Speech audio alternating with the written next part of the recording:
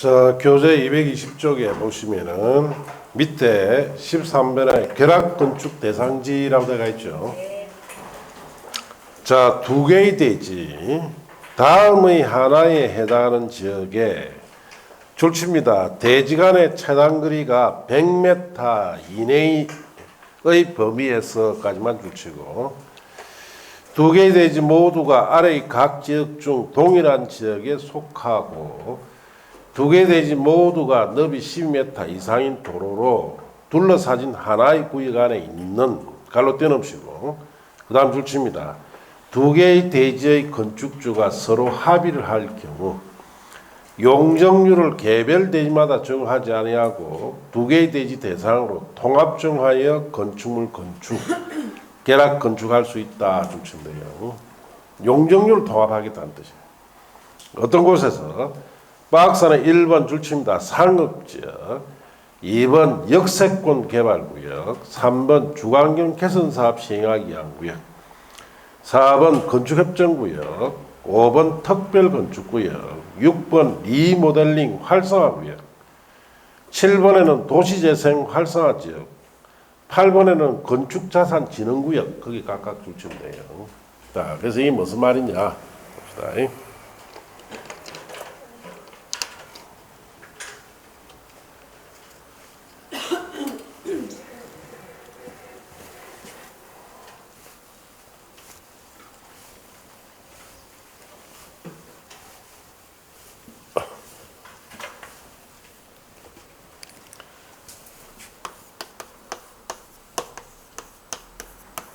자, 결합건축이다. 자, 예를 들어서 어느 상업지역입니다.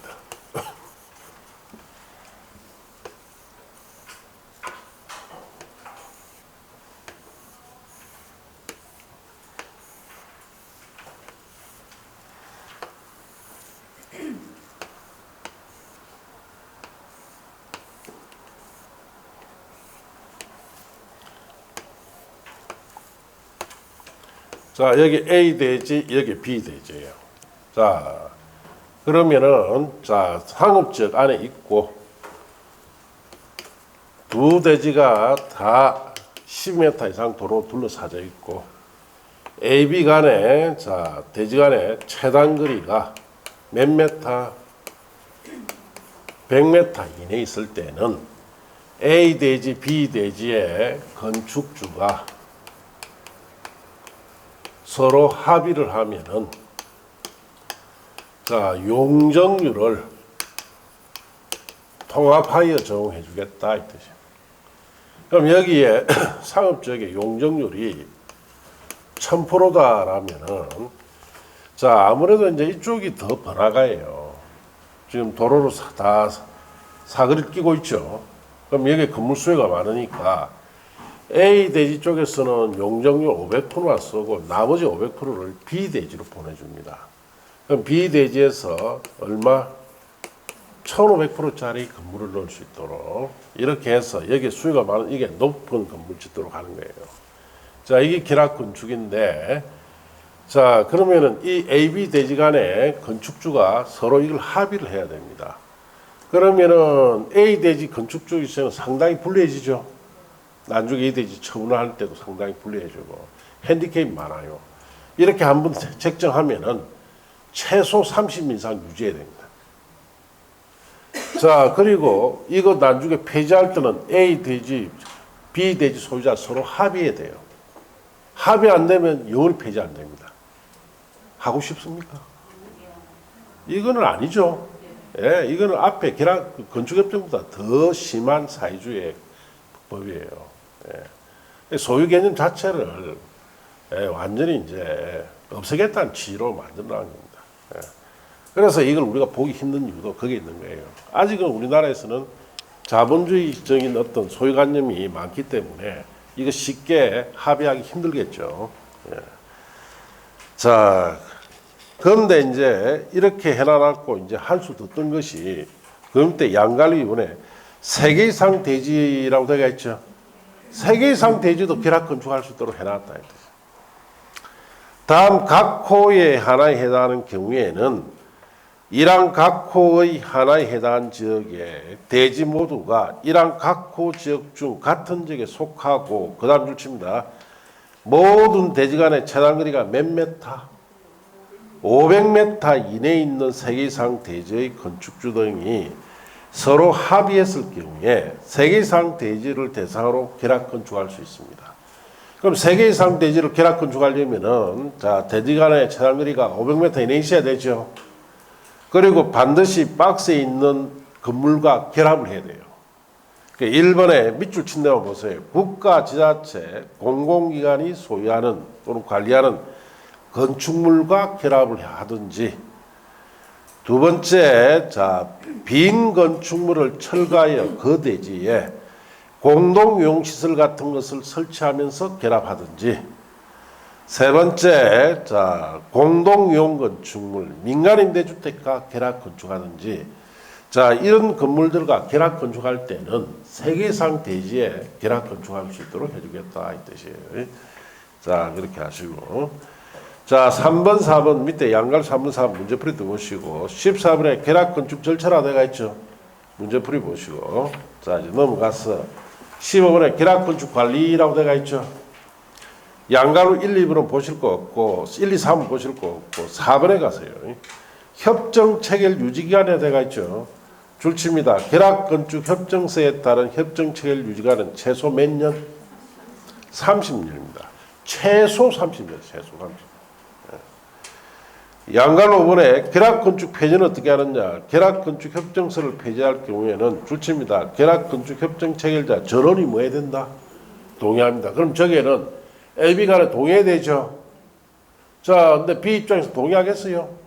자기가 1,500%짜리 건물 지났는데 동의 안 하겠죠? 동의 안 하면 영원히 폐지 안 됩니다. 자, 동의하여 허가 신청 허가권자에게 신고해야 하며 허가권자는 용적률 이전한 건축물이 멸실된 것을 확인한 후에 결합 건축 폐지 수리해야 한다. 까지 주면 돼요. 자, 그렇게 하시면 됩니다. 자, 내려가서 7절의 보칙에 있어서는 그 다음 페이지 위반 건축물 등에 대한 조치에 관한 것은 다 문제풀이 때 보세요.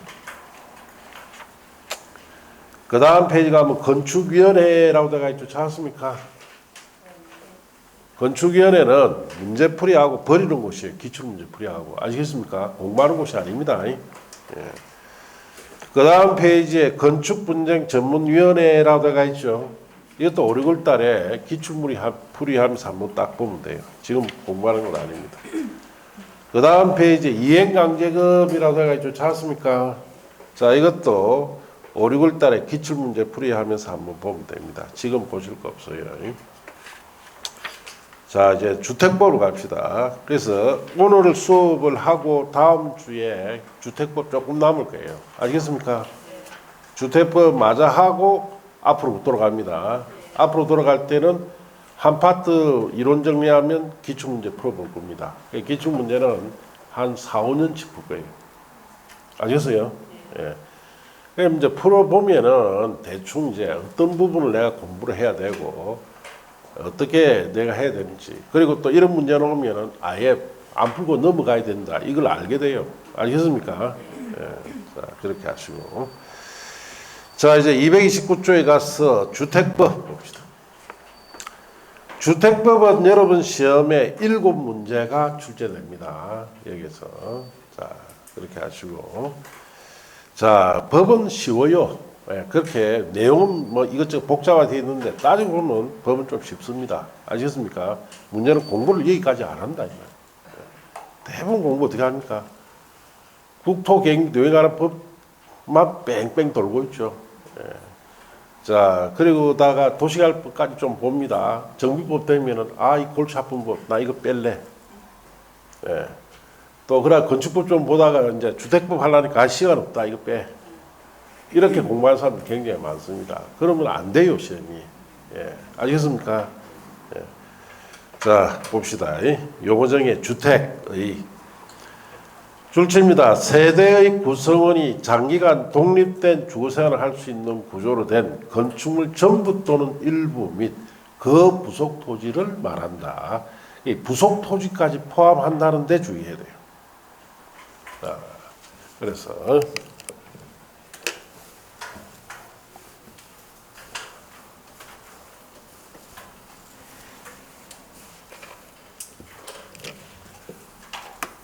자, 주택 개념은 주택법에서는 독립된 주거 생활을 영위할 수 있는 공간으로 보기 때문에 여기에는 건축물뿐만 아니라 거기에 딸리는 부속 토지 있죠. 부속 토지까지를 주택 개념으로 봅니다. 자, 근데 건축법에서는 주택을 주거로 사용하는 시설로 봅니다. 예, 그러다 보니까 주거로 사용 시설인 건축물만 주택으로 봅니다. 차이가 있어요.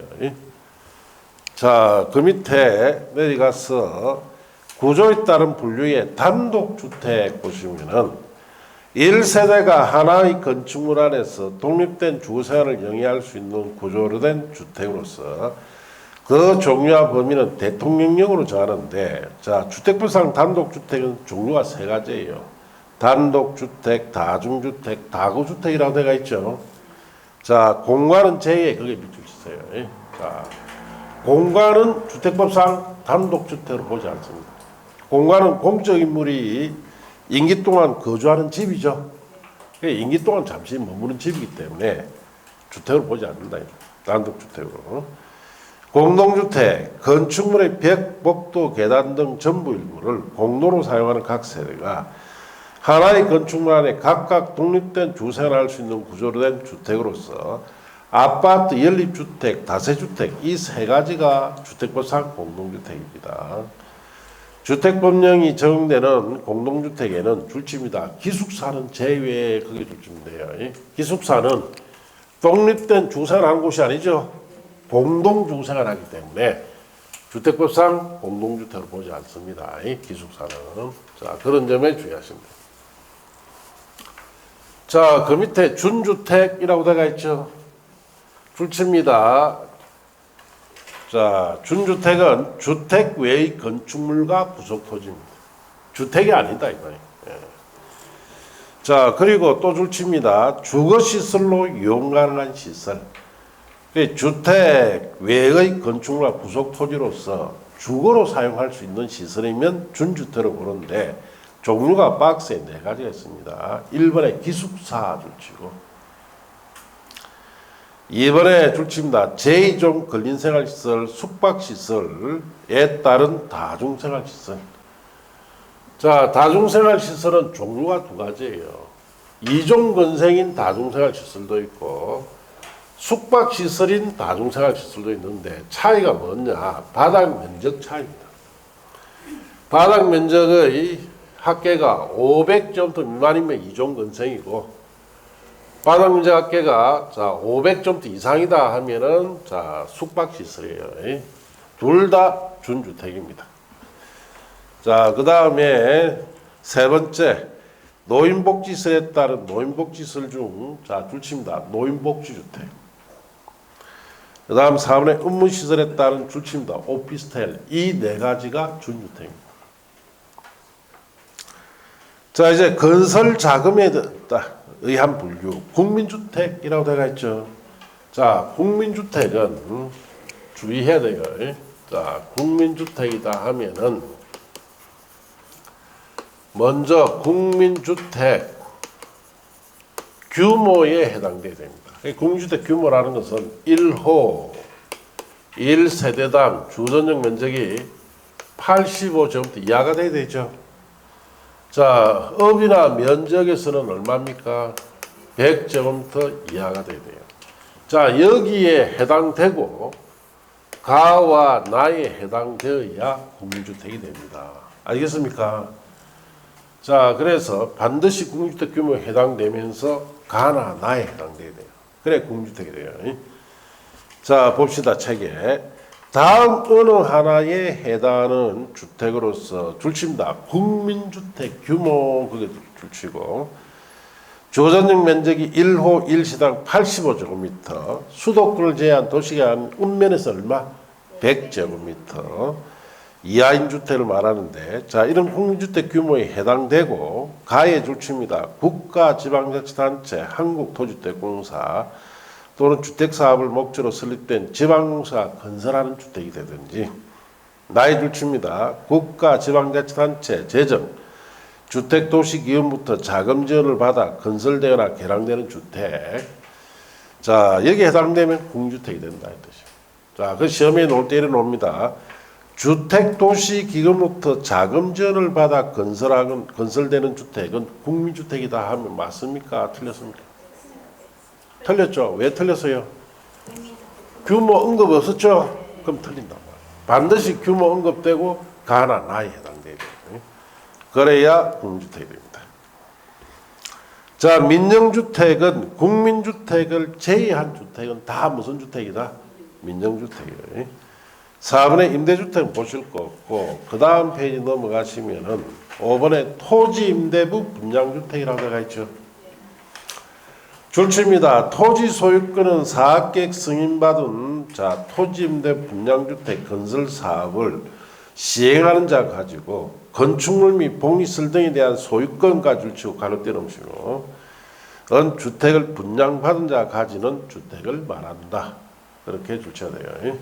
자, 그래서 토지임대 분양주택이다 하는 것은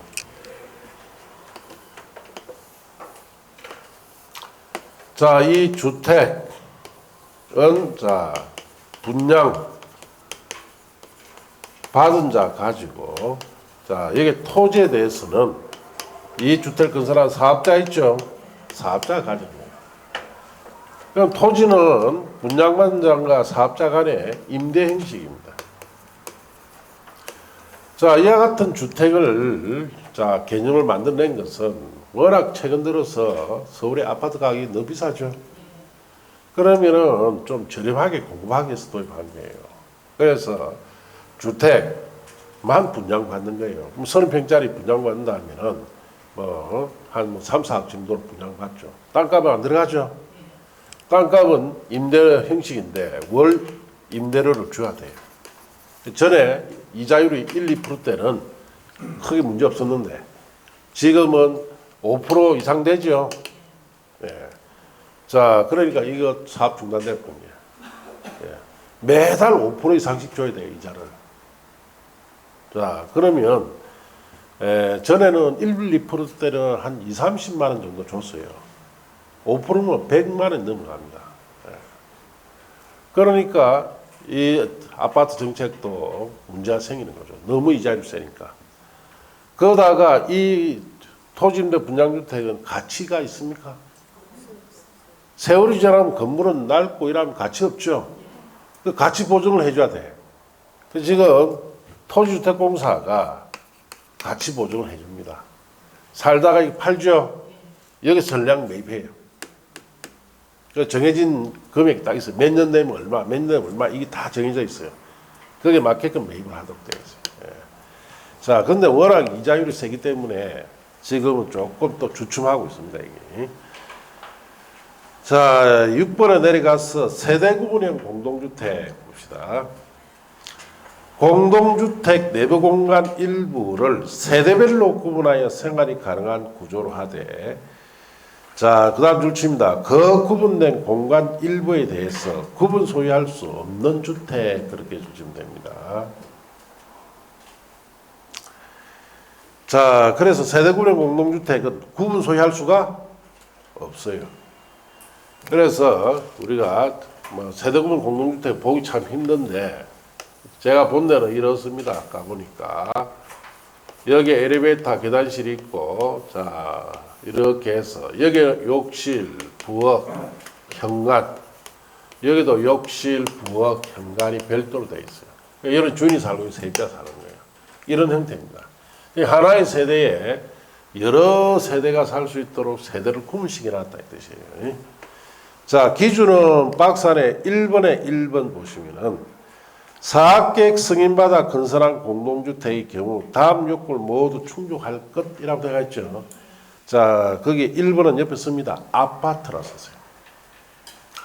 사업계획 승인받아 건설한 공동주택 아파트를 말합니다. 아파트에 세대 구분을 넣을 수 있는 기준은 가나 다나 네 가지가 있죠. 갈로 묶어 보는데, 자, 가에 보시면은 세대별로 구분된 각각의 공간마다 별도 욕실, 부엌, 현관을 설치해야 돼요.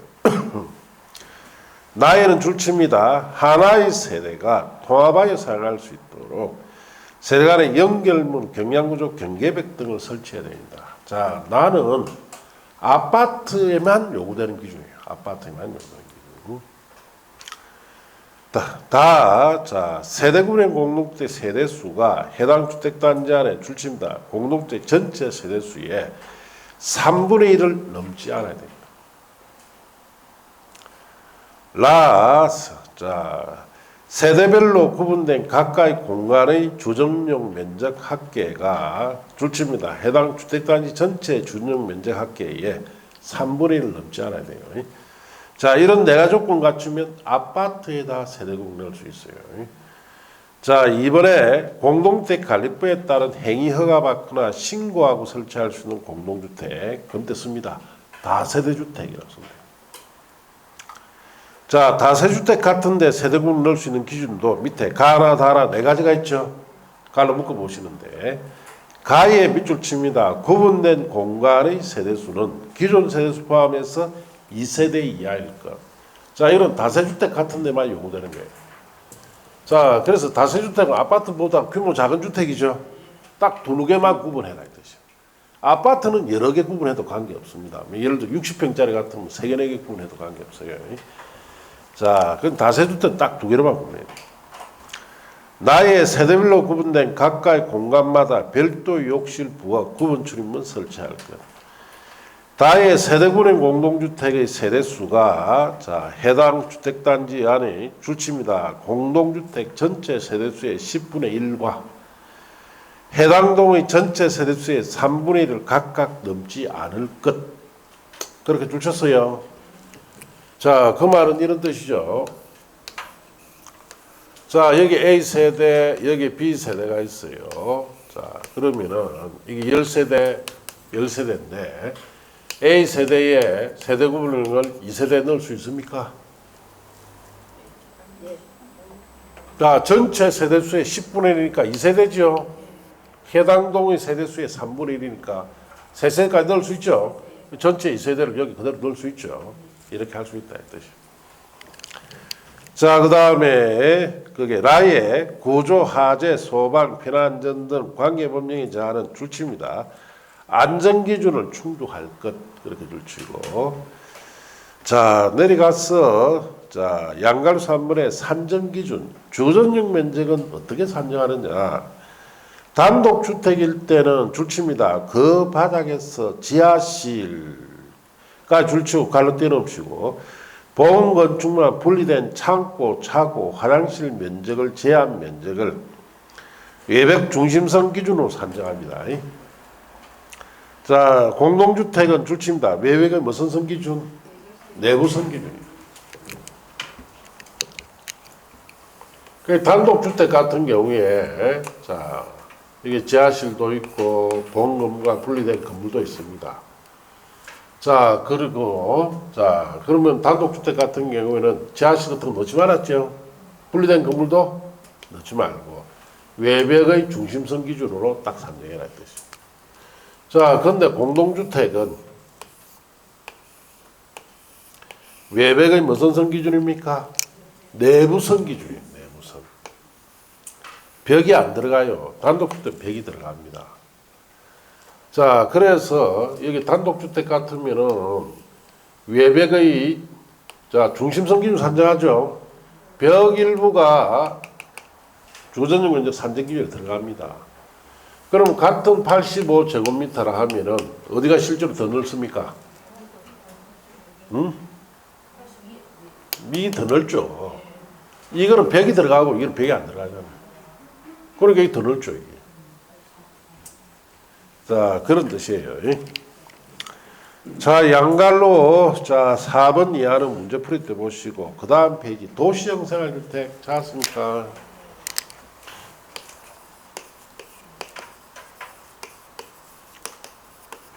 자, 도시형 생활주택은 자 젊은 세대 젊은 세대를 위한 저렴한 주택입니다. 자, 그래서 이 주택을 만드는 이유는 이 젊은 세대들이 결혼을 많이 해서 출산율을 어떻습니까? 올리라 이 뜻이에요. 그래서 지금 우리나라 2023년도 출산율이 0.7입니다. 22년도보다 더 떨어졌죠. 이제 22년 0.81인데 이제는 0.72로 떨어지고 서울, 경기 지역은 0.45예요. 서울, 경기는 아예 안 났습니다. 0.45 전국보다 더 떨어져 있어요. 그래서 서울, 경기에는 우리나라 인구 거기에 2천만 원이 거기 가 있죠. 거기서 자 애를 안 낳는다 이 말이에요. 0.45면 하나도 뭐 둘이 만나가 하나도 못 낳죠. 못 낳는 거예요. 지금. 자 그러니까 결혼 안 하고 전부 다 뭐 합니까? 혼자 살죠 혼자. 결혼하려니까 왜 뭐 엄청난 돈 드니까. 서울에 뭐 전셋집 하나 구하려면은 장난 아니죠. 장난 아닙니다. 자, 그러니까 결혼 안 합니다. 이제 심각합니다, 이거. 그래서 출산율 끌어올려야 돼요, 지금.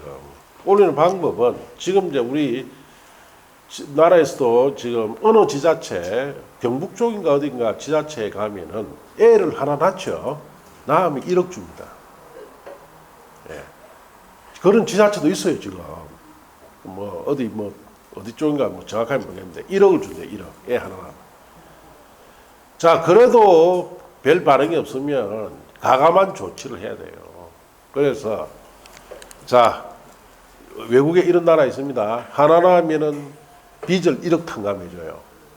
둘이 낳으면 3억을 탕감해주고 셋이 낳으면 5억을 탕감해줍니다.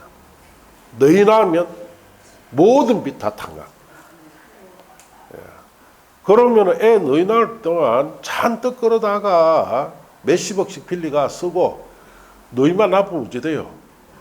다 없어질 겁니다. 예.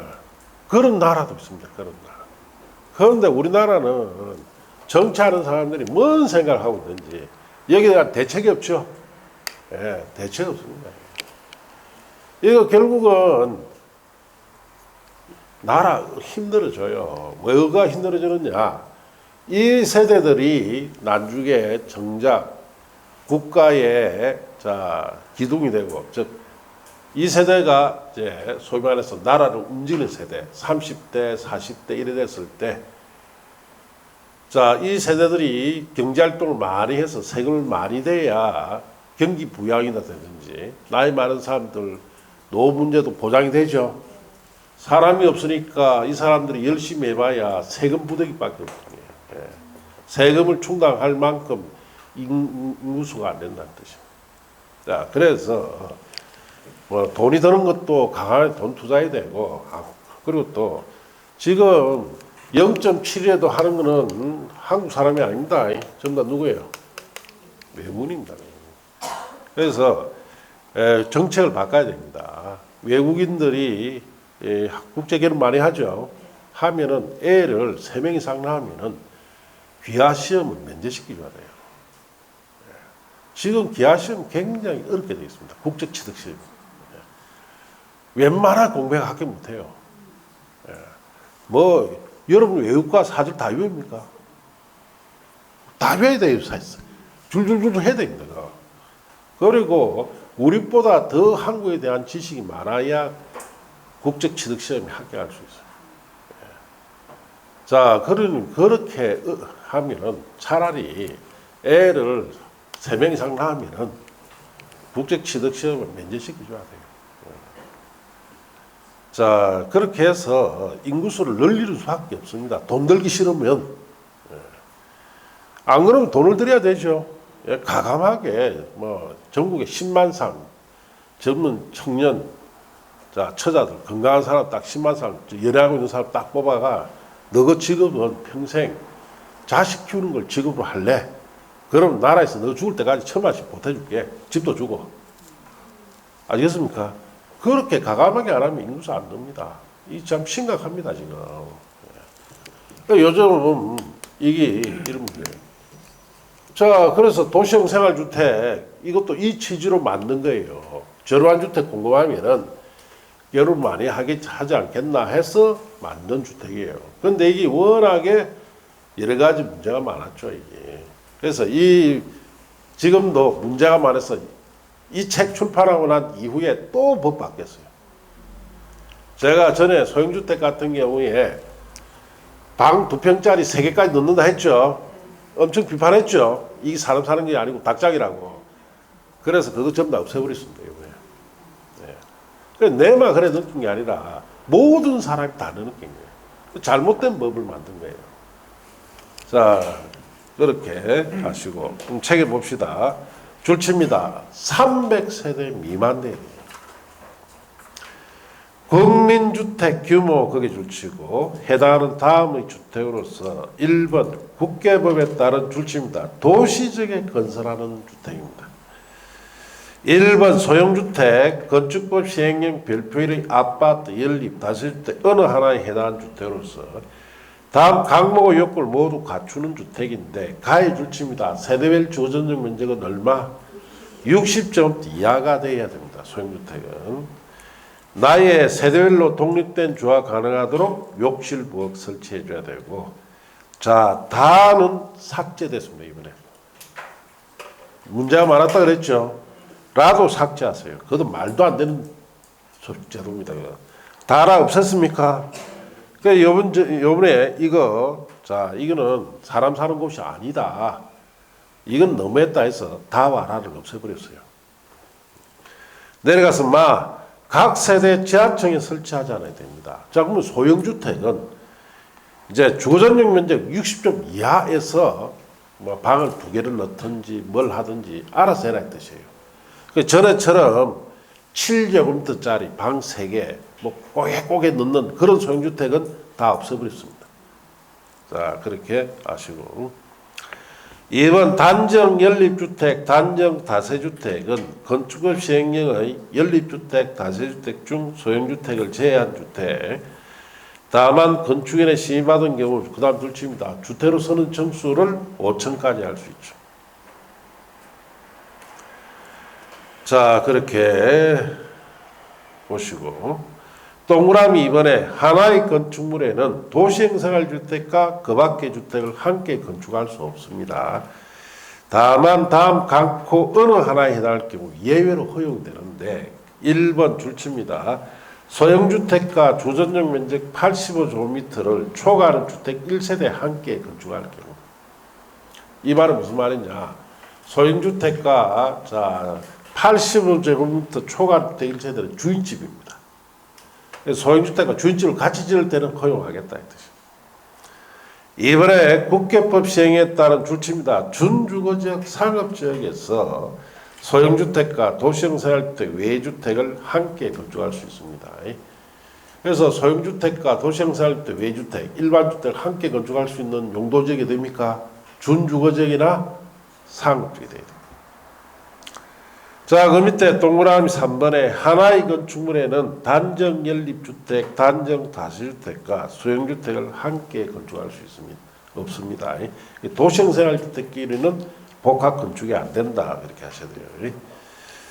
자, 어쨌든 이 도시형 생활주택은 지금 좀 문제가 많았던 그 소형주택의 기준들 있죠.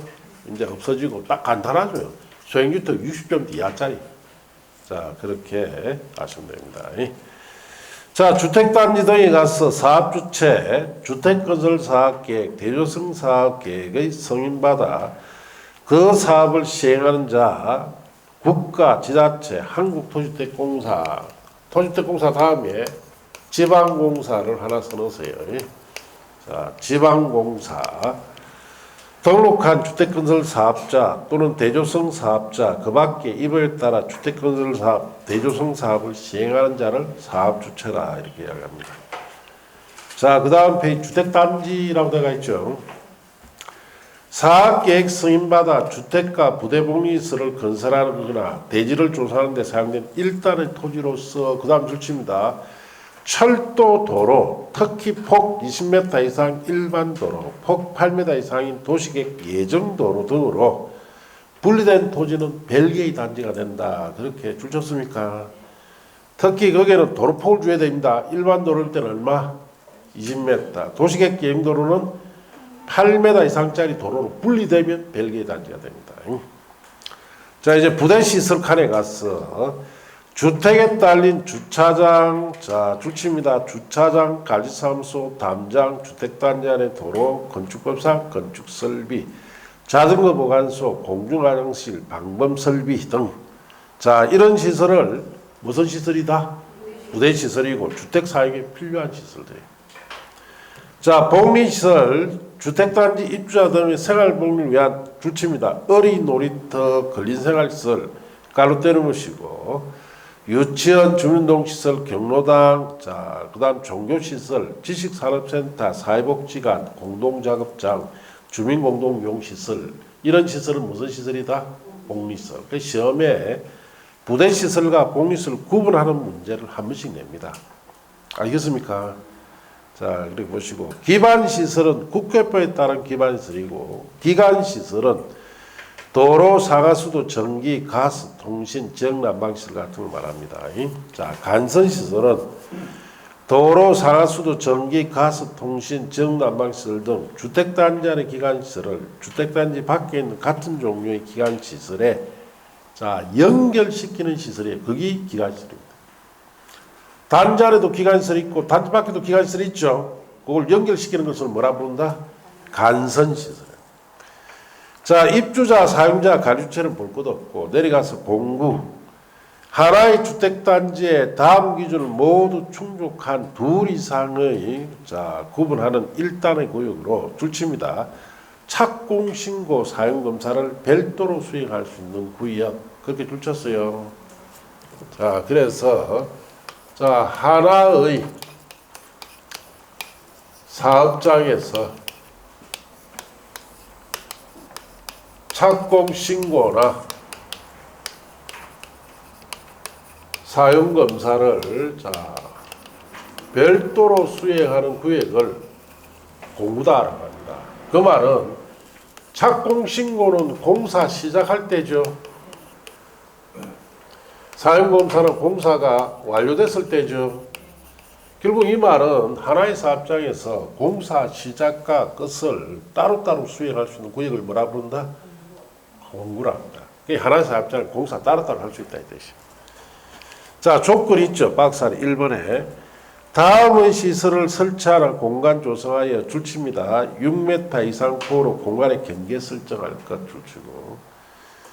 자, 내려가서 2번에 줄친다. 공구별 세대수는 300세대 이상일 것. 자, 이런 조건 갖추면 공구별 사업을 할 수 있습니다. 자, 5번에 공공택지 다음의 줄칩니다. 공공사업에 의해서 개발 조성되는 공동택 건설 용지. 자, 그렇게 줄치면 돼요. 자, 이 용지는 비싼 용지다, 저렴한 용지다. 저렴한 용지예요. 그래서 이게 노무현 대통령 시절에 도입했는데 그때부터 지금까지 서울에 단 한 평도 적용 못 해봤어요. 이 원래 공공택지는 어디 적용해야 됩니까? 서울에 적용해요. 자, 그래서 서울은 결국 이거 적용 못했어요. 자, 공공택지는 공공사업에 따라서 개발 조성되는 용지인데 공공사업이 종류가 근대 박스에 여러 가지 있죠. 수십 가지 넘습니다. 이게. 그 중에 그 다음 페이지에 자, 바위 보시면 도시개발 사업이라 되어 있죠. 그걸 좀 주셔야 돼요. 공공시행자 또는 공동출자법인에 해당하는 시행자 갈로 떼놓으시고 수용 또는 사용 방식으로 시행하는 사업과 혼용 방식 중 수용 사용 방식이 정되는 구역에 시행하는 사업만 해당한다. 자, 도시개발 사업에서는 수용 사용 방식만 조성이 된다는 뜻이죠. 옆에 씁니다. 자, 한지 방식으로는 조성이 된다 안 된다? 안 된다. 한지 방식 땅값 비싸죠. 조성 못해요. 자, 그렇게 메모하시면 됩니다. 그 외에 거는 참고하시고, 자, 이제 내려가서 리모델링, 건축물 노후 악재, 기능 향상 등을 위한 다음 항목의 어느 하나에 해당하는 행위인데, 가의 대수선으로 리모델링할 수 있습니다. 자, 그 다음에 나다 밑에 나와 다가 있죠. 이거 갈로 묶고 정축이라 썼어요. 정축. 나와 다는 정축의 행입니다. 정축. 정축으로 리모델링하는 거예요. 자, 나에는 밑줄 치놨죠, 제가. 그것만 읽으시면 돼요. 자, 사용검사일 또는 건축에 따른 사용서로부터 몇 년, 15년이 경과된 공동주택의 각 세대 주거전용 면적의 30% 이내, 세대 주거전 면적이 85제곱미터 미만일 때는 40% 이내 정축하는 행위. 이 경우 공동주택 기능 향상 등을 위하여 공용물에 대해서는 별도로 정축할 수 있는데 그 옆에다 씁니다. 거기 면적 증가행위입니다. 그 면적 증가행위는 우리가 복도식 아파트에 가면 볼 수 있어요. 여기 공동 엘리베이터 계단이 있고 여기 복도 타고 각 세대 들어갑니다. 자, 이렇게 되어 있다. 자, 여기다 이제 엘리베이터실이 들어갑니다. 그럼 이 복도는 2세대의 전용 면적으로, 이 복도는 2세대 전용 면적으로. 자, 이렇게 해서 면적을 늘린 형태가 면적 증가행위예요. 자, 이제 다에 가시면은 남목에 따른 각 세대 정축 가능 면적을 합산한 면적 범위에서 기존 세대수 15% 이내에서 세대수를 증가하는 정축 행위, 이걸 뭐다 부른다? 세대수 증가행. 세대수 증가는 기존 세대수 15%까지 세대수를 늘릴 수가 있어요. 다만 수직 정축형 수직으로 정축하는 행위, 즉 수직 정축형 리모델링은 다음 요건을 모두 충족한 경우로 한정하는데, 자, 기존 건물 층수가 15층 이상일 때는 최대 몇 개 층? 3개 층. 밑에 줄에 기존 층수가 14층 이하일 때는 몇 개 층? 2개 층까지 올 수가 있어요. 자, 그래서 그거는 이제 이런 뜻이죠. 자, 여기에 미분 대상 공동주택이 있으면은, 자, 여기에 밑에도 다 리모델링 하면서 위에다 청소가 어떻습니까? 더 올라가야 돼요. 그러면은 위에 하중이 올라가죠. 이 건물 오래된 건물이죠. 그러면 기초나 기둥 모든 걸 다 보강 다 합니다. 그냥 아예 새 아파트 지어줘요. 예. 그래서 여러분 나중에 아파트 오래 살면은 아파트 단지에서 이제 우리 리모델링 할 때 됐으니까 대수선 할래, 정축형 할래 선택해라 합니다. 그거 다 집중을 돌려요. 그러면은 돈 작게 든 대수선 선택해봐야 돈만 달립니다. 뭐 해야 돼요? 아파트 가치를 유지하려면 정축형이 해야 돼요. 그래서 대수선행은 옛날 골목 그대로 있고 내장재만 바꿔주는 거예요. 정축형은 새로 지어준다라고 생각하시면 돼요. 자, 그렇게 아시고. 자, 그 밑에 리모델링 기본계획 줄칩니다. 세대수 증가형 리모델링 거기 줄치면 돼요. 세대수가 증가되는 리모델링으로 인한 도시가 및 이수요 집중 등을 체계적으로 관리하기 수립하는 계획을 리모델링 기본계획이다라고 합니다. 그렇게 하시고. 자, 잠시 쉬었다가 이제 그 다음 페이지 주택 건설 등이라 돼가 있죠. 자, 글로 갑시다.